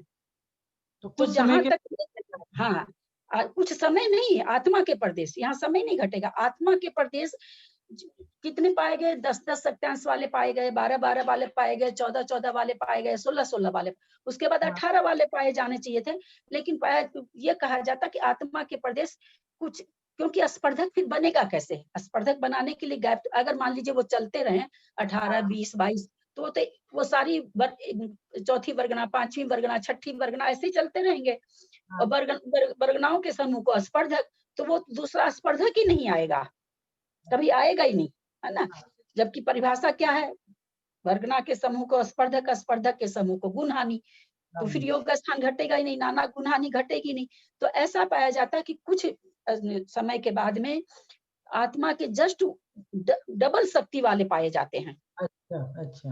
पहले वर्गना की पहले जघन्य स्पर्धक की पहली वर्गना का पहला वर्ग, उससे डबल शक्ति वाले पाए गए। तो वहां से फिर क्या कर दिया गया, भाई वो स्पर्धक तो खत्म, अब नया स्पर्धक चालू हो गया। ठीक, हाँ, ठीक। अच्छा, मैंने जो ऐसे करते करते गुण हानि कहाँ तक गई? जहां तक ये 10 वाले दुगने बढ़े। जब 10 वाले 100 होकर के 100 का जब दुगना बढ़ा, तब वहां पर कितना पढ़ना चाहिए? 110 पढ़ना चाहिए। 10-10 बढ़ रहा तो 110 पढ़ना चाहिए 100 के बाद, लेकिन पाया गया 110 नहीं बढ़ करके सीधे 200 हो गया। तब वहां पर से फिर दूसरी गुणहानि चालू हो जाती है। तो एक गुणहानि में ये सारे स्पर्धक आ गए। हाँ, ठीक है। अच्छा, लेकिन ये जो आप एक बार देखें तो मेरे इसमें कोई मिस्टेक है तो मेरे को ठीक करवा दीजिएगा ना प्लीज। हाँ, ठीक है। ठीक है ना। वो एक मैं कह रही थी कि आप लोगों ने पीडीएफ निकलवा लिया है क्या संख्या मान का? सबने सरिता जी को देखिए, हम अभी ना ये जो हम आप लोगों को लब्धि सार वाला जो सुनाए, मैं क्यों सुनाई, मेरे को सरिता जी दिमाग में घूमी। ये देखो, उनको जिस दिन मैंने पीडीएफ भेजा, दूसरे दिन वो ग्रुप में दिखा रही थी कि मैंने तो निकलवा लिया है। तब ये जो आज पढ़ने को मिला कि धार्मिक अनुष्ठानों में जो असफलता होती, वो हमको तुरंत सरिता जी याद आ गई कि देखिए इसको कहते हैं कि लगन। इन्होंने तुरंत, जब अभी तक चालू ही नहीं हुआ कुछ, तो हम इसलिए भी नहीं चालू किए कि उन दिनों कुसुम जी भी नहीं आ रही थी, तो हम इसलिए भी थोड़ा लेट किए कि जिनको ज्यादा लगन रहती है उनके आने से ही शुरू करें कोई चीज। तो अगर आप लोग निकाल लिए हैं और पढ़ने का मन है तो मैं उस पर मेहनत करूं, नहीं तो फिर मैं नहीं करूं मेहनत। संख्या समझनी है, क्या संख्यात होती है, क्या असंख्यात होता है, क्या अनंत होता है, समझने के बाद तो बहुत हल्का लगेगा, एक बार तो सुन के बहुत भारी लगता है। तो अगर सबका मन हो तो आप लोग को पीडीएफ निकलवानी पड़ेगी और कलरफुल निकलवानी पड़ेगी, तभी आप समझ पाएंगे, नहीं तो नहीं समझ पाएंगे। अभी पीडीएफ निकलवाई नहीं है ललिता जी, निकलवा लेंगे, उसके बाद में थोड़ा सा समझ में आएगा। वो कल बिना पीडीएफ के समझ में भी नहीं आएगा। हाँ, वो मैं कल निकलवा लूंगी। मैंने तो नहीं निकलवाई, अगर और कोई निकलवा लिया तो। आंटी आप डेट बता दीजिए ना जब पढ़ाएंगे, उस दिन सब रेडी रहेंगे। सब कोई निकाल लेगा, उसी दिन पढ़ा देंगे बेटा। डेट क्या आप बता दीजिए आंटी, सब उसी टाइम के हिसाब से निकलवा लेंगे। पंचांग से तो कोई निकलवाना नहीं है। चलिए, कुछ प्रश्न पूछ रहे हैं। हाँ आंटी, और क्वेश्चंस है? हाँ बोलो मंजू आंटी। क्वेश्चन नहीं है, मैं तो वही बोल रही थी, इन संख्या असंख्या में दिमाग घूम जाता है। वो तो आपका और ये भले वो भले, ये कुंड वो कुंड, बाप रे, करेंगे क्या उससे हम लोग? अच्छा है ना, जितने असफल होंगे उतनी ललक बढ़ेगी, जितनी ललक बढ़ेगी अगले भाव में हम तो याद जान करके बोल के देखा था, पढ़ा था, दिमाग घूम गया कि क्या है इतने कुंड, इस कुंड से सुनिए ना मंजू जी, आप तो कहते दिमाग घूम गया, आप तो पढ़े नहीं, मैं तो पढ़ चुकी हूँ, देख चुकी हूँ, फिर भी जब किताब हाथ में लेती हूँ तो एक बार दिमाग घूमता है। एक बार मेरे को दिमाग पर जोर डालना पड़ता कि ये क्या चीज है, इसीलिए मैंने आप लोग से पूछी, भाई आप लोग पढ़े तब तो फिर मैं उस पर पूरी मेहनत करूं, क्योंकि नहीं, मेरे मैंने को वो तो बोल करनी के पड़ेगी। देखा था, पर वो देख के पढ़ने के बाद नहीं है उतनी घबराहट, मुझे लगा कि नहीं ठीक है, चीज अच्छी चीज है, पढ़ना चाहिए। मंजू क्वेश्चन एक इसमें उस समय तो मैंने मतलब बहुत अच्छा से नहीं विस्तार किया था, क्योंकि मैं खुद भी बहुत अच्छे से नहीं जान रही थी। फिर जैसे जैसे सामग्री मिलती जाती है वैसे वैसे आदमी पढ़ता जाता है, थोड़ा रहता कि संचय आया था, उत्कृष्ट संचय, वो भी मतलब ठीक इसमें जैसे लिखा था वैसे मैंने समझा दिया था। उसका भी अब हमको पूरी तरह से डिटेल पता चल गया है। अगर उसको समझने का होगा तो वो भी अब हम समझा सकते हैं, उसका पूरा डिटेल मेरे को पता चल गया है। हाँ ललिता जी, जय जिनेंद्र। अच्छा, ललिता जी, आपने बताया कि आत्मा के जितने भी प्रदेश हैं उनमें सब में शक्ति बराबर है। तो फिर है ना, ये कैसे हो रहा है कि जघन्य शक्ति वाले प्रदेश, उससे बढ़कर प्रदेश, शक्ति वाले प्रदेश, उससे बढ़कर शक्ति वाले प्रदेश, ये दोनों में विरोधाभास लग रहा है कि कैसे हुआ फिर वो? विरोधाभास से हम, क्योंकि आत्मा के प्रदेशों में शक्ति तो है, लेकिन आत्मा के प्रदेश कान के पास आप हिला लीजिए तो कान, शक्ति तो एक बराबर है सारे प्रदेशों में। अब बैठे बैठे बिना छुए कान हिला लीजिए, और जो नृत्य करते हैं उनकी बात छोड़ दीजिए, जो नृत्य करते हैं उनकी कमर, जो नहीं करते हैं उनकी कमर लचका लीजिए। तो क्योंकि यहाँ के आत्मा के प्रदेश, जो प्रदेश अभी यहाँ पर है, जो प्रदेश, ये प्रदेश आधे घंटा के बाद और कहीं रहेंगे, 10 मिनट के बाद और कहीं रहेंगे, यहाँ पर और कोई प्रदेश, क्योंकि चलाचल है प्रदेश तो आत्मा के, तो ऐसा पाया गया कि असंख्यात प्रदेश हैं जो आत्मा के, उसमें कि सबसे ज्यादा प्रदेश कैसे पाए जाते हैं, जिनका जघन्य योग है, जघन्य स्पंदन शक्ति है। कहने का मतलब हमारे पूरे शरीर में जो जघन्य जहाँ पर कंपन हो सकता है, ऐसे अंगों में प्रदेश, ऐसे अंग हमारे ऐसी जगह पर वो प्रदेश पाए जाते हैं। प्रदेश चलाचल है, खोजने पर ये पता चला कि जघन्य प्रस्पंदन वाले प्रदेश हमेशा ज्यादा रहते हैं। नहीं तो फिर मतलब जैसे ये प्रदेश, यहाँ का कान का प्रदेश यदि मुंह में चला गया तो वही प्रदेश चेंज हो जाएगा कि वो उत्कृष्ट हो जाएगा क्या? शक्ति तो सब में है ना, शक्ति सब तो वो में ही शक्ति है। बदल जाएगी क्या? उसी प्रदेश की शक्ति बदल जाएगी क्या? बदलेगी नहीं, उसमें निहित ही है। हमको ये बताइए, हम सब में, आप में केवल ज्ञान की शक्ति है ना, और हम सब में अभी हम लोग श्रुति ज्ञान की आराधना कर रहे हैं, जितने भी लोग हैं अभी ग्रुप में, क्या हम लोग सभी एक जैसे समझ रहे हैं क्या? जबकि शक्ति तो आत्मा के प्रदेशों में सब में है ना। हम लोग के आत्मा के प्रदेश में सब में केवल ज्ञान की शक्ति है। अथवा ये कहिए केवल ज्ञान को छोड़िए, कर्म सापेक्ष है। अभी हम लोग को श्रुति ज्ञान हम लोग कर रहे हैं, सबके ही तो दिमाग है ना, लेकिन क्या हम लोग सबको एक जैसा समझ रहे हैं, सबको एक जैसा धारण कर रहे हैं? नहीं कर पा रहे हैं ना, जबकि शक्ति सब में एक जैसी है, सबके आत्मा की शक्ति बिल्कुल एक जैसी है। तो ये शक्ति होना अलग चीज है, प्रकट होना अलग चीज है ना। जो वो जब आत्मा के प्रदेश ऐसी जगह चले जाते हैं जहां पर उसको कंपन कम हो रहा है, तो उस समय उसकी जघन शक्ति प्रकट हो रही, बाकी शक्ति उसमें है, उसको जरूरत ही नहीं लेकिन वो पड़ेगी। दूसरी जगह चला जाएगा, जैसे आंख के पास चला जाए तब उसकी शक्ति प्रकट हो जाएगी क्या? हाँ, उसकी शक्ति वहां पर उस टाइप से हो जाएगी, जिस भी प्रदेश पर चला जाए।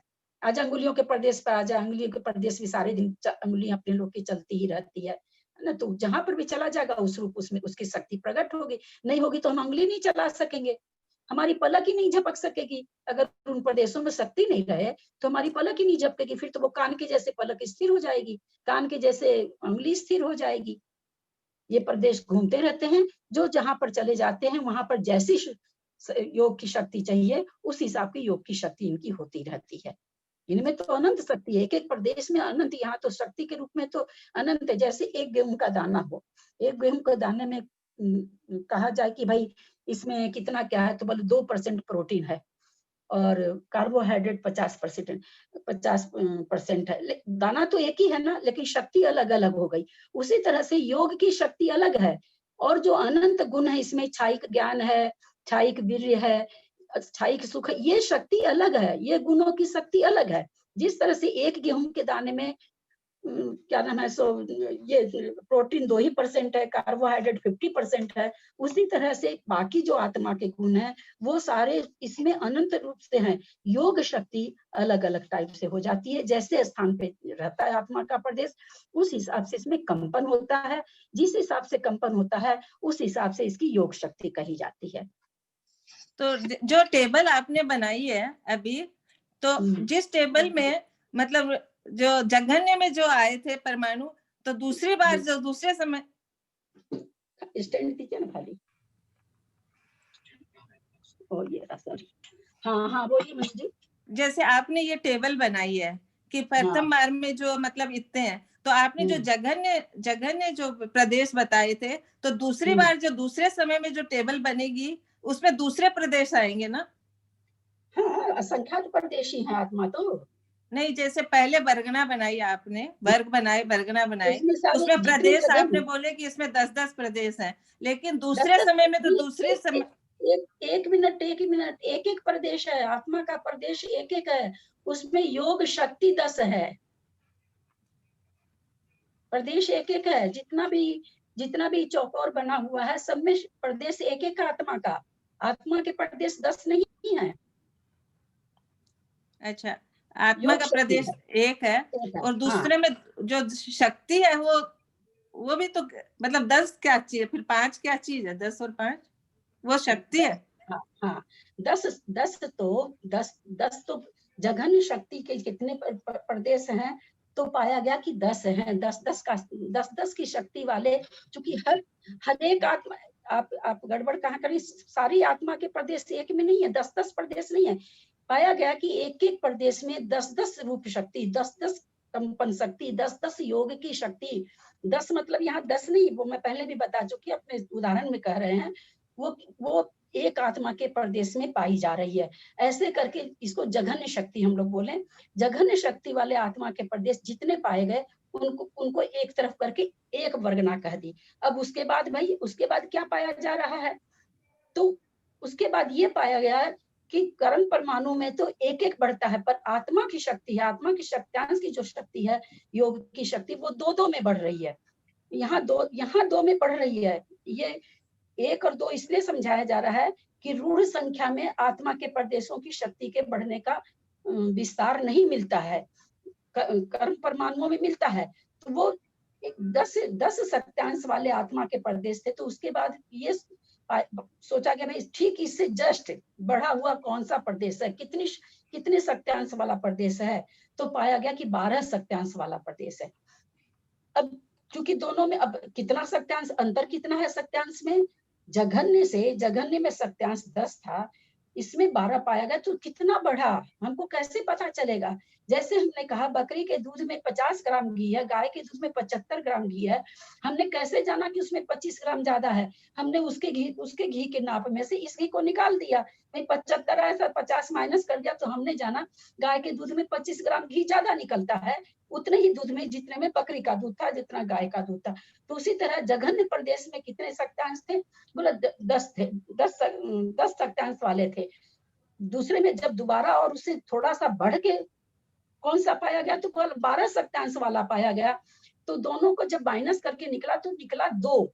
ये 2 क्या हुआ? अविभाग प्रतिच्छेद, यानी इससे कम शक्ति का बढ़ोतरी नहीं मिलेगी। कोई सोचे भाई 11 की मिल जाए, 10.5 की मिल जाए, 11.5 की मिल जाए, इतना सा ही बढ़े, ऐसी नहीं, ऐसे प्रदेश नहीं है। कम से कम 2 सत्यांश बढ़ने वाले प्रदेश हैं। आगे और सत्यांश बढ़ रहा, लेकिन जघन्य से तुरंत बढ़ा हुआ, थोड़ा सा बढ़ा हुआ। कौन सा सत्यांश, कौन सा आत्मा का प्रदेश मिला? तो 12 सत्यांश वाला मिला। तो 12 में से 10 को माइनस करे तो 2 आया। भाई कितना बढ़ रहा है? तो 2, कम से कम 2, इससे छोटा नहीं बढ़ेगा।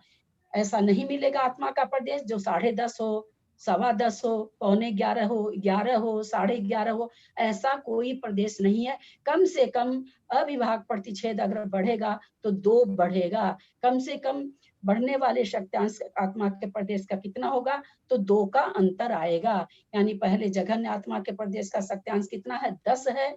तो दूसरी बार जो दूसरी वर्गना बन रही है वो 12 वाली होगी। इस तरह से सत्यांश बढ़ रहे हैं।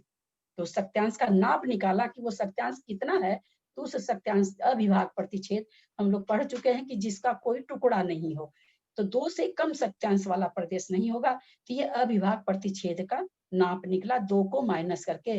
जैसे गाय के दूध में से हमने बकरी के दूध का घी का माइनस कर दिया तो पता चला 25-25 ग्राम। अगर हम एक एक साथ घी निकाल रहे हैं तो हमको पता चलेगा 25-25 ग्राम घी बढ़ रहा है। उसी तरह से यहाँ 2-2 अविभाग प्रतिच्छेद बढ़ रहे हैं। ठीक। कुसुम आंटी,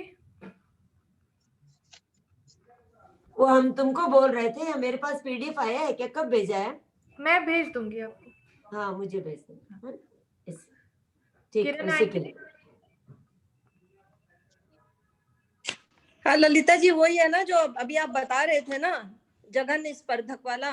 तो ये जघन्य स्पर्धक में ही पहले का सत्यांश आपने 10 बताया, तो जो उसके बाद दूसरा सत्यांश वाले में 12 आ गया, फिर 14 और 16 ऐसे करके। तो 12-10 से जो उसका 11 या 10.5 ऐसे तो होगा नहीं।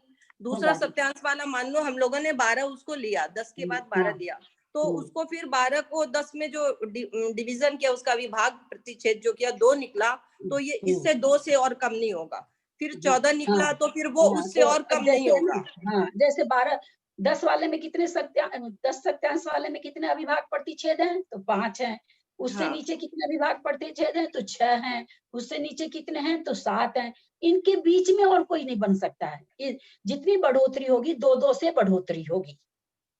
हाँ, तो इसी तरह अविभाग प्रतिच्छेद तो उसका वो निकालना पड़ेगा ना 10 के बाद में, जैसे 12 उसमें तो उसका 2 निकलेगा। हाँ, एक ही बार निकलती भाभी, फिर वो आत्मा के प्रदेश उसी हिसाब से पाए जाते हैं। हाँ, और फिर जब दूसरा स्पर्धक आया तो उसमें मान लो 20-20 करके जो आपने वो टेबल का जो दिखाया अभी, तो उसमें भी फिर वो 20 से 22 वो अविभाग प्रतिच्छेद की बात नहीं है वहां पर। वो दूसरा स्पर्धक आ गया। दूसरा स्पर्धक आ गया। हाँ, तो दूसरा स्पर्धक आ गया, तो वो सीधे मतलब शुरू कहाँ से हो रहा है? तो 10 जो पहली वर्गना का पहला जो 10 था उससे ठीक डबल हुआ है, वो 20। वहां पर कितने सत्यांश वाले पाए जा रहे हैं? तो 20 सत्यांश वाले। हाँ, वही मैं पूछ रही हूँ। वो दूसरा स्पर्धक आ गया, वो पहले वाला जघन्य से वो बीच की जगह जो कुछ बताई आपने कि एक जगह नहीं छोड़ेंगे तो फिर वो सत्यांश कहाँ बढ़ेंगे, तो उसके बाद जो दूसरा स्पर्धक आया वो 20 का आ गया, और तीसरा वाला जो आया वो भी 30 का आ गया। तो इस तरह से वो स्पर्धक 100 तक के वो स्पर्धक बढ़ते जाएंगे, 100 तक। यही तो ऐसा ही तो सारा बढ़े हुए स्पर्धक क्योंकि सेम रूप से बढ़ रहे हैं, इसलिए इसका नाम हो जाता है गुणहारी। है ना, स्पर्धक तो बढ़ रहे हैं लेकिन गुण तो बढ़ रहे हैं। उनका प्रदेश तो बढ़, उनकी सत्यांश प्रदेश बढ़ रहे हैं, सत्यांश वैसे प्रदेशों की संख्या कम हो जा रहे हैं और सत्यांश योग की शक्ति बढ़ती बढ़ रही है। सत्यांश बढ़ रहे हैं, प्रदेश कम हो रहे हैं पर सत्यांश बढ़ रहा है, मतलब उनकी शक्ति बढ़ रही है। यही तो, ऐसे ही तो। ठीक है आंटी, जैसे ये जो सत्यांश हो रहा है ये आत्मा में, तो वो शरीर के हिसाब से हो रहा है ना? फिर जैसे एक प्रदेश था यहाँ पे कान में, अब हाथ में आ गया, तो हाथ में वो ज्यादा हो गया उसका सत्यांश। मतलब शरीर में जहाँ मतलब जैसा शरीर होगा उसके हिसाब से। समझ गए। ये तो केवल कंपन समझाने के लिए उदाहरण दिया गया, मोटा सा, एकदम मोटा। मैंने पहले कह दिया ना, बहुत मोटा उदाहरण, बच्चों वाला। जैसे बच्चों को शुरू में पढ़ाते हैं ना भाई, 7 द्रव्य होते हैं, 6 द्रव्य होते हैं, 7 तत्व होते हैं, बस उसके आगे और कोई द्रव्य की परिभाषा नहीं, कोई तत्व की परिभाषा नहीं। तो उस तरह से ये एकदम बच्चों वाला चीज समझाया गया। बाकी कहाँ क्या कंपन हो रहा है, हमने अभी समझा ना कि एक मुनि महाराज बैठे हुए ध्यान में, और बताइए उसका सबसे उत्कृष्ट योग हो रहा है उनका कौन सा? काय का योग। मन का भी बताते चल जाता, काय योग उत्कृष्ट हो रहा है। तो ये हमारे पकड़ने की चीज नहीं है, केवल इस चीज को ये इसलिए उदाहरण दिया गया, इससे हम लोग समझ सकें कि शक्ति मतलब कैसे बढ़ती है, किसको शक्ति बढ़ना कहते हैं, किसको योग कहते हैं। तो भाई कंपन को योग कहते हैं। हम इससे कभी भी नहीं निकाल सकते हैं कि उंगली में हो रहा है, उंगली में जो कंपन हो रहा है, हमने अभी योग को क्या समझा? उपयोग को। जहां हमारा उपयोग तब आत्मा के प्रदेशों में कंपन। हम करते हुए भी हाथ से पैर से क्रिया करते हुए भी हमारा उपयोग अगर नहीं है और मन में कुछ और चिंतन है तो हमारा उस समय मनोयोग हो रहा है, मन वहां पर हमारा काय योग नहीं घटता है। तो ये चीजें ये केवल मोटे रूप में समझाने के लिए हुआ, ऐसा नहीं है कि इसमें हम ये समझाने की भाई आखिर में कंपन कैसे समझें। तो ये समझाया गया कि जैसे कान के पास के प्रदेश हैं, कान काम ही नहीं करता है तो वहां के प्रदेशों में, आत्मा के प्रदेशों में कंपन नहीं हो रहा है। तो ये एक तो खाली उदाहरण कभी भी सर्वदेश नहीं होता, एक देश होता है। ये केवल समझाने के लिए कि योग शक्ति क्या है, कंपन शक्ति क्या है, योग किसको कहते हैं, ये समझाने के लिए उदाहरण है, ये सिद्धांत नहीं है। आंटी जैसे उपयोग जहाँ पे होता है, मतलब फोकस आप बोल रहे हैं क्या, जहाँ फोकस होगा हमारा? हाँ, तुम लोग की भाषा में फोकस कह सकते हो। हाँ, जागृति आंटी। हाँ, जय जिनेंद्र आंटी जी। हाँ हाँ, जय जिनेंद्र। अच्छा, मैं ये बोल रही थी कि आपने जो अभी बता रहे हो ना कि आत्मा के प्रदेशों में जो कंपन हो रहा है, तो आत्मा के प्रदेशों में जो शक्ति बढ़ रही है, कंपन के हिसाब से उनका गुण हानि हो रहा है। तो गुण हानि मतलब क्या है कि आत्मा का जो शक्ति है, आत्मा का जो गुण है, कंपन के माध्यम से उनके गुणों में हानि हो रही है। और कंपन जितना स्थिर रहेगा उतना उसकी गुणों की आत्मा की शक्ति बढ़ेगी, उसका मतलब ये हुआ। नहीं, गुण अभी हमने समझाया ना, जैसे गेहूं में भाई 2% प्रोटीन, कार्बोहाइड्रेट 50%, उसी तरह से आत्मा के प्रदेशों में जितने गुण हैं सब अक्षय अनंत हैं, सब अनंत वाले हैं, अनंत वीर्य, अनंत सुख, ये सभी आत्मा, हर एक आत्मा के प्रदेशों में, ये हो गया गुण। और ये जो योग शक्ति, कंपन शक्ति है, ये अपने आत्मा के उपयोग पर निर्भर करती है। ये अलग चीज है और वो अलग चीज है। ये इसको हम अनंत शक्ति, अनंत उपयोग शक्ति नहीं कह सकते। ये बहुत सारी चीजों को लेकर के, कई सामग्री को लेकर के चलता है ये, जबकि उसका अनंत शक्ति होना, वो उसमें किसी भी आत्मा के प्रदेशों में कोई शक्ति कम नहीं, गुण की शक्ति, गुण अलग है, योग शक्ति अलग है, बिल्कुल अलग है। तो ये अगर हम योग शक्ति को माने रखेंगे तब तो फिर वहां पर जो अयोगी होके बैठ गए, इसका यही उदाहरण दिया गया, योग शक्ति को क्यों नहीं माने हम, जब अक्षय सुख को, अक्षय ज्ञान को, अनंत ज्ञान को जब हम उनका गुण मान रहे, तो योग शक्ति को भी उनका गुण माने। अगर हम योग शक्ति का उनका गुण मानेंगे तो वो सिद्ध शिला पे बैठे हुए हैं, वो कहाँ से योग करेंगे, वो तो अयोगी होके बैठे हैं, 14वें गुण स्थान में अयोगी होके बैठे हैं। अगर हम योग आत्मा का गुण मान लेंगे तो अयोगीपना नहीं घटेगा।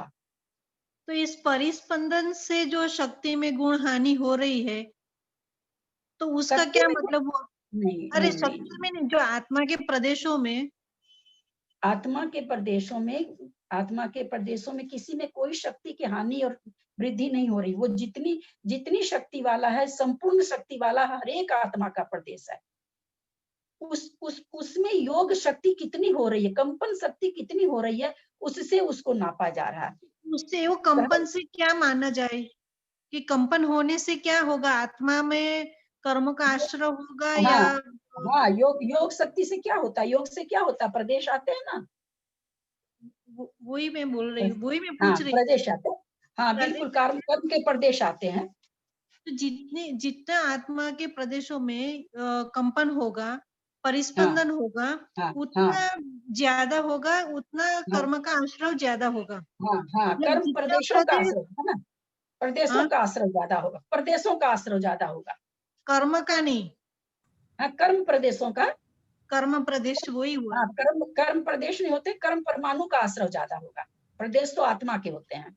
तो इसका मेरी समझ में ये आया कि अगर हम, जैसे कि कोई परिणाम से हमारे अंदर संश्लेष परिणाम होते हैं, पहले आपने भी बताया था कि जैसे नरक से निकला हुआ जीव एकदम संश्लेष परिणामी होता है और वो अपनी पर्याप्ति बहुत जल्दी से पूर्ण करता है, मतलब उत्पाद योग उसका ज्यादा रहता है, अनेक एकांत अनुवृत्ति उसकी एकदम जल्दी होती है। तो उस हिसाब से हम हमारे ऊपर भी घटाए तो हमारा भी कर्मों का, हमारे भी परिणाम जैसे कि ज्यादा संश्लेष हुए तो उस समय कर्मों का आश्रय ज्यादा होगा। परिस्पंदन ज्यादा होगा। कर्म परमाणु ये योग स्थान बताने का क्या कारण है? हाँ, ये योग स्थान मेन इसलिए बताया गया है कर्मकांड जी में, क्योंकि कर्मकांड जी हम सभी लोग जानते हैं कि भाई इसमें कर्मों के बारे में बताया गया है, क्या सत्व क्या विच्युति, कितनी आती है, कितनी स्थिति बनती है। वास्तव में ये कथन किया गया वो 28 जीव समासों के लिए, 14 तो ये जीव समास हम लोग जाने, उसके पर्याप्त और अपर्याप्त के भेद से क्या नाम है, सो 28 भेद हुए। जघन्य और उत्कृष्ट के भेद से, जघन्य योग और उत्कृष्ट योग के हिसाब से 28, फिर 3 तरह के होते हैं तो 84 स्थान हुए। तो वास्तव में इसमें अल्प बहुत बताने के लिए सारे स्थान बताए गए। भाई सबसे कम योग स्थान किसको होगा, तो जो उत्पाद योग वाला होगा उसको होगा, उससे बेसी एकांतानुवृद्धि को, उसमें भी किसको होगा, तो जब लब्ध पर्याप्तक जीव है उसको योग स्थान कम घटेगा। उससे बाद एक इंद्रिय सूक्ष्म को ज्यादा घटेगा, उससे ज्यादा बादर अपर्याप्त को घटेगा, उससे ज्यादा बादर पर्याप्त को होगा, उससे ज्यादा 2 इंद्रिय अपर्याप्त को होगा, उससे ज्यादा 2 इंद्रिय पर्याप्तक को होगा। इसका भी, चूंकि कर्मकांड जी में तो एकदम छोटे से छोटे जीव का कथन है, जिस तरह से जीव कांड में सारी चीज का कथन है, सारे जीवों का एक संख्या भी बताने चलते हैं अगर जीवों की, तो कहाँ से शुरू करते, लब्ध पर्याप्तक से संख्या बताना चालू करते हैं। तो ये वो यहाँ पर ये बताने के लिए कि किस तरह से इंद्रियां बढ़ रही है, जैसे जैसे योग स्थान ज्यादा होते जाते हैं, अल्प बहुत जिसको कहते हैं कि किसको ज्यादा स्थान होते हैं, किसको कम होते हैं। ये अल्प बहुत का कथन बताने में आचार्य ने ये सारा योग स्थान बताया कि जैसे जैसे इंद्रियां बढ़ती है, अपर्याप्त को कम होता है, पर्याप्त को ज्यादा होता है, उससे बेसी 3 इंद्रिय पर्याप्त को ज्यादा होता है, 3 इंद्रिय पर्याप्त को ज्यादा होता है, एक दूसरे से किस तरह से ज्यादा होते होते असंगी पर्याप्त को कितना हो सकता है, इसको बताने के लिए ये योग स्थान का वर्णन किया गया। इसमें नाना गुण हानि जो शब्द प्रयोग है, तो गुण हानि और गुण वृद्धि वो दोनों हो रही है उसमें, मतलब परिस्पंदन का स्थिर होने से गुण वृद्धि हो रही है और परिस्पंदन ज्यादा होने से गुण हानि हो रही है। वो मतलब हुआ है क्या? गुण हानि का मतलब कि प्रदेशों में शक्ति तो ज्यादा आ रही है, योग की शक्त्यांश बढ़ रहे हैं, लेकिन उस शक्त्यांश, योग के शक्त्यांश वाले प्रदेश कम हो रहे हैं आत्मा के, मतलब प्रदेशों की काउंटिंग उसमें कम है ना, तो इसलिए उसको कहा गया गुण हानि। ठीक है आंटी, जय जी। आंटी अब एंड करते हैं।